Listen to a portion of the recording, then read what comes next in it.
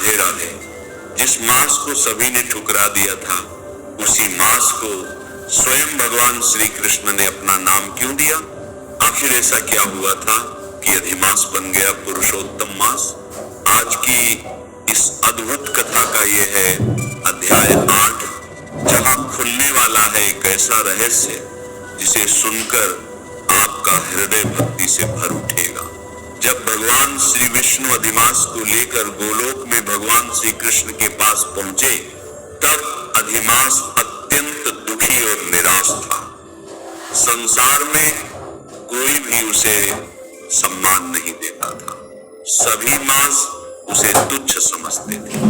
तब करुणामयी भगवान श्री कृष्ण ने उस पीड़ित अधिमास को अपने हृदय से लगा लिया। भगवान श्री कृष्ण बोले, आज से तुम केवल अधिमास नहीं रहोगे, मैं तुम्हें अपना नाम देता हूं। अब संसार तुम्हें पुरुषोत्तम मास के नाम से जानेगा। जो भी इस मास में भक्ति, दान, जप, तप और कथा करेगा, उसे अनंत गुना फल प्राप्त होगा। यह सुनते ही अधिमास की आंखों से अश्रुधारा बहने लगी, उसका दुख समाप्त हो गया। देवता भी आश्चर्यचकित रह गए कि जिसे संसार ने ठुकराया, उसे स्वयं भगवान ने अपना लिया। इसके बाद भगवान श्री विष्णु अधिमास को साथ लेकर बैकुंठ लोक लौट आए। वहां देवताओं ने पुरुषोत्तम मास का दिव्य स्वागत किया। संपूर्ण लोकों में उसकी महिमा गूंजने लगी। उधर नैमिषारण्य में बैठे शौनक आदि 88 शून्य ऋषियों के मन में यह प्रसंग सुनकर जिज्ञासा उत्पन्न हुई। तब सभी ऋषियों ने विनम्रता से सूत जी महाराज से पूछा, हे सूत जी, भगवान श्री कृष्ण द्वारा अधिमास को पुरुषोत्तम मास बनाने के बाद आगे क्या हुआ? नारद जी ने श्री हरि से क्या प्रश्न किए? कृपा करके हमें विस्तार से सुनाइए। तब सूत जी महाराज बोले, हे तपोधन ऋषियों, भगवान श्री विष्णु और भगवान श्री कृष्ण के दिव्य संवाद को सुनकर देवर्षि नारद अत्यंत प्रसन्न हुए।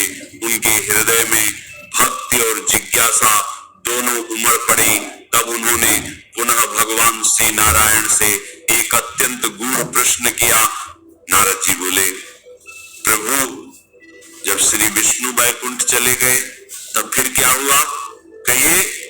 आदि पुरुष श्री कृष्ण और हरि का जो शुद्ध संवाद है, वह सभी प्राणियों का कल्याण करने वाला है। इस प्रकार प्रश्न सुनकर फिर भगवान बद्री नारायण जगत को आनंद देने वाला बृहद आख्यान कहने लगे।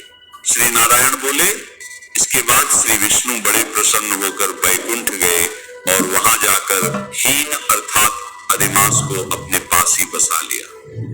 अधिमास बैकुंठ में वास करके अत्यंत प्रसन्न हुआ और 12 महीनों का राजा होकर श्री विष्णु के साथ ही रहने लगा।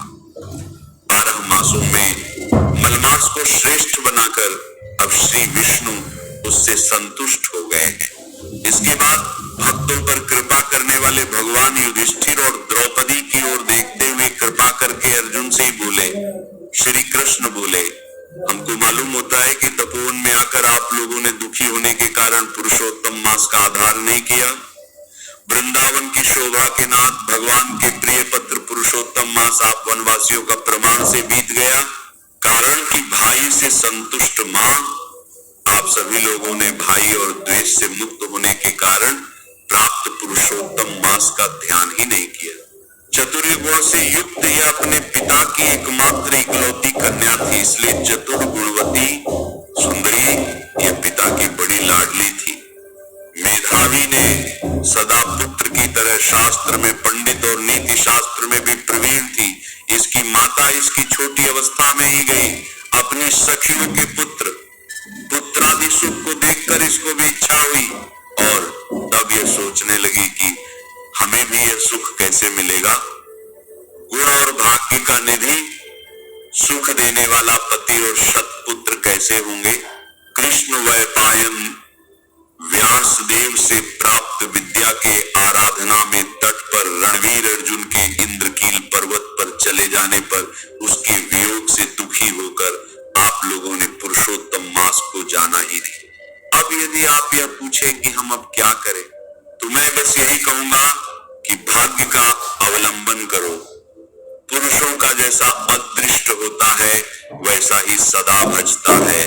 भाग्य से उत्पन्न जो फल है वह अवश्य ही भोगना पड़ता है। सुख दुख भाई कुशलता इत्यादि भाग्य के अनुसार ही मनुष्यों को प्राप्त होते हैं। इसलिए अदृष्ट पर विश्वास रखने वाले आप लोगों को अदृष्ट पर ही निर्भर रहना चाहिए। अब इसके बाद आप लोगों के दुख का दूसरा कारण और बड़ा आश्चर्यजनक इतिहास के सहित कहते हैं। महाराज, हमारे मुख से कहा हुआ सुनो। श्री कृष्ण बोले, ये भाग्यशालिनी द्रौपदी पूर्व जन्म में बड़ी सुंदर मेधावी ऋषि के घर में उत्पन्न हुई थी। समय पाकर जब ये 10 वर्ष की हुई तब कमनीय रूप और लावण्य से युक्त अति सुंदरी और अरुण कमल नेत्र से शोभायमान हुई। चातुर्य गुण से युक्त यह अपने पिता की एकमात्र इकलौती कन्या थी, इसलिए चतुर गुणवती सुंदरी पिता की बड़ी लाडली थी। मेधावी ने सदा पुत्र की तरह शास्त्र में पंडित और नीति शास्त्र में भी प्रवीण थी। इसकी माता इसकी छोटी अवस्था में ही गई। अपनी सखियों के पुत्रादि सुख को देखकर इसको भी इच्छा हुई और तब यह सोचने लगी कि हमें भी यह सुख कैसे मिलेगा। गुण और भाग्य का निधि सुख देने वाला पति और सत्पुत्र कैसे होंगे। इस प्रकार मन में विचारती हुई यह सोचने लगी, पहले मेरा विवाह उपस्थित था किंतु भाग्य ने बिगाड़ दिया।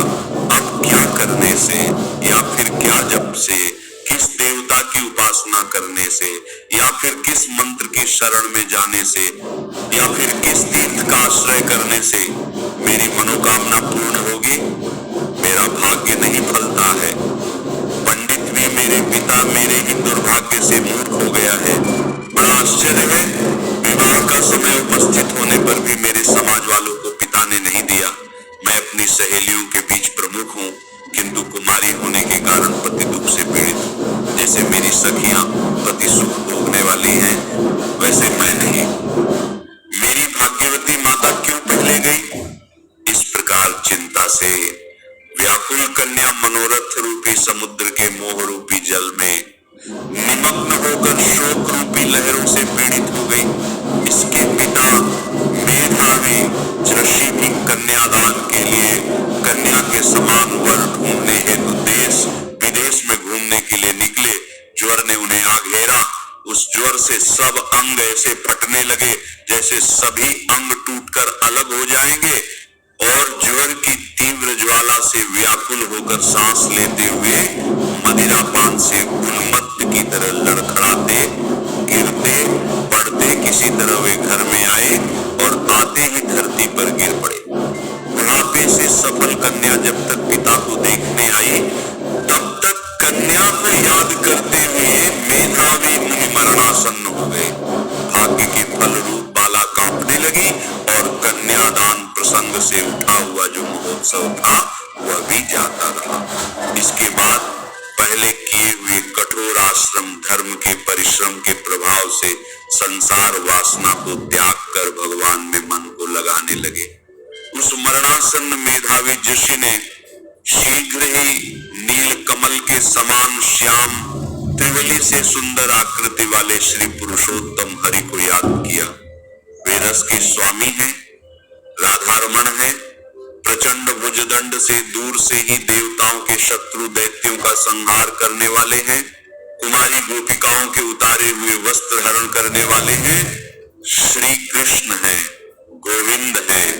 संसार में निम्न की रक्षा कीजिए, इंद्रियों के ईश्वर आपको प्रणाम है। इस प्रकार मेधावी के वचनों को दूर से ही सुनकर श्री भगवान के दूत चटपट मुकुंद लोक से आए और उसे मरे हुए मुनि को हाथ से पकड़कर ईश्वर के चरण कमल में ले गए। इस प्रकार अपने पिता के मरण को निकलता देखकर वह कन्या विलाप करने लगी और पिता के शरीर को अपनी गोद में रखकर बहुत जोर जोर से रोने लगी। चकवा पक्षी की तरह बहुत देर तक विलाप करने के बाद अत्यंत दुख से व्याकुल हुई और अपने पिता को जीवित समझकर बोली, है पिता, है कृपा सिंधु, अपनी कन्या को सुख देने महाराज किसके पास छोड़कर आप बैकुंठ सिद्धार गए? पिताश्री, अब मेरी कौन रक्षा करेगा? आज मेरे भाई बंधु माता आदि कोई भी नहीं है। हे तात, मेरी भजन वस्तु की चिंता कौन करेगा? कैसे मैं रहूंगी इस शून्य वेदनी रहित निर्जन वन की तरह? आपके घर में माता जाऊंगी, ऐसे जीने में भला क्या रखा है? आप कहाँ चले गए? तपोनिधि थे, अब यहाँ आइए और अमृत के समान मधुर बातचीत कीजिए। आप क्यों चुप हो गए? तात, बहुत देर से आप सोए हुए हैं, अब तो जागिए। ऐसा कहकर आंसू बहाती हुई गदगद कन्या विलाप करने लगी और पिता के मरण से दुखी हुई आरता चकवा पक्षी की तरह जोर से रोने लगी। उस लड़की का रोना सुनकर उस वन में रहने वाले ब्राह्मण आपस में कहने लगे, इस तपोवन में अत्यंत क्रूर शब्द से कौन रो रहा है? ऐसा कहकर सब तपस्वी चुप होकर यह निश्चय कर कि यह मेधावी ऋषि की कन्या का शब्द है। घबराए हुए हाहाकार करते हुए मेधावी के घर में आए और वहां आकर सबने कन्या की गोद में मरे हुए मेधावी को देखा। देखकर उस वन के रहने वाले सभी मुनि भी विलाप करने लगे। फिर कन्या की गोद में से उन्हें लेकर शिवा मंदिर के पास शमशान घाट पर गए। वहां लकड़ी की चिता बनाकर विधि से अंत्येष्टि कर्म कर उसका दाह संस्कार किया। दाह करने के बाद कन्या को समझा बूझकर सभी ऋषि अपने अपने आश्रम में चले गए। इधर कन्या भी धैर्य धारण कर यथाशक्ति क्रिया के लिए द्रव्य खर्च करने लगी। इस प्रकार पिता की मरण क्रिया को करके कन्या इसी तपोवन में रहने लगी और पिता के मरण रूप दुखाग्नि से झुलसी हुई रंभा की तरह दुखी होकर, और जैसे बछड़े के मर जाने से गाय चिल्लाती है और खाती नहीं बल्कि कमजोर होती जाती है, वैसे ही ये बाला भी दुखी हो गई। जो कुछ भी आगे हुआ, देवर्षि नारद ने भगवान श्री नारायण से कौन सा ऐसा रहस्यमय प्रश्न पूछा जिसे सुनकर स्वयं देवता भी आश्चर्य में पड़ गए। और पुरुषोत्तम मास की वह कौन सी अद्भुत महिमा थी जिसे जान लेने मात्र से मनुष्य के जीवन की पाप, दुहक और दरिद्रता मिटने लगती है। आखिर भगवान श्री हरि ने नारद जी को ऐसा क्या दिव्य रहस्य बताया जो कलयुग के प्राणियों के उद्धार का मार्ग बन गया? ये सब आप अगले अध्याय में अवश्य सुनिएगा। तब तक श्री हरि का नाम अपने हृदय में बसाए रखिए, भगवान विष्णु के चरणों का स्मरण करते रहिए और पुरुषोत्तम भगवान की कृपा अपने जीवन में अनुभव करते रहिए। नमः शिवाय। श्री महालक्ष्मी नमः। नमो भगवते वासुदेवाय। जय मां सरस्वती। जय श्री कृष्ण। राधे राधे।